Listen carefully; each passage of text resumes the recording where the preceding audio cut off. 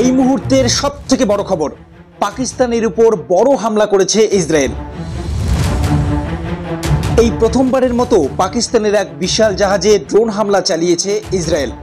ঘটনাটি ঘটেছে ইয়েমেনের রাস আল আইসা বন্দরে। পাকিস্তানি এই জাহাজে এলপিজি গ্যাস ভর্তি ছিল। হঠাৎ করেই ইসরায়েলের ড্রোন আক্রমণ চালায়, আর মুহূর্তের মধ্যেই জাহাজে আগুন ধরে যায়।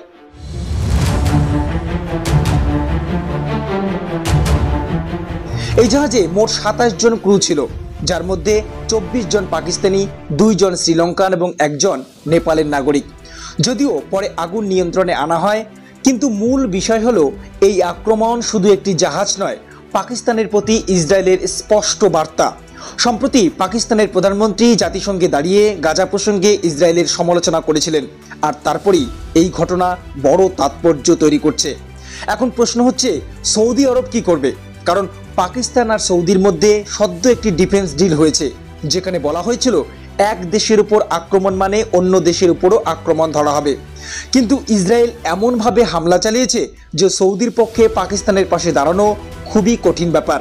কেননা হামলার লক্ষ্যবস্তু ছিল ইয়েমেনের হুতি বিদ্রোহীরা, যারা সৌদি আরবেরও বড় শত্রু। তাই ইসরায়েল আসলে সৌদিকে পরোক্ষভাবে সাহায্য করেছে। বিশেষজ্ঞদের মতে সৌদি আরব হয়তো আনুষ্ঠানিকভাবে ইসরায়েলের সমালোচনা করবে, কিন্তু বাস্তবে পাকিস্তানকে শুধু সান্ত্বনার কথাই বলবে। অন্যদিকে পাকিস্তান এখন বলছে এই জাহাজকে নাকি হুতি বিদ্রোহীরা আটকে দিয়েছিল, পরে তাদের কূটনৈতিক প্রচেষ্টায় মুক্ত করা হয়েছে। কিন্তু বিশ্লেষকরা এটিকে শুধু নাটক বলেই মনে করছেন।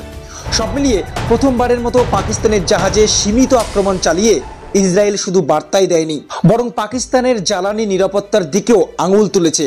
আর এই ঘটনা নিয়ে পুরো দক্ষিণ এশিয়ায় নতুন রাজনৈতিক উত্তেজনা তৈরি হয়েছে।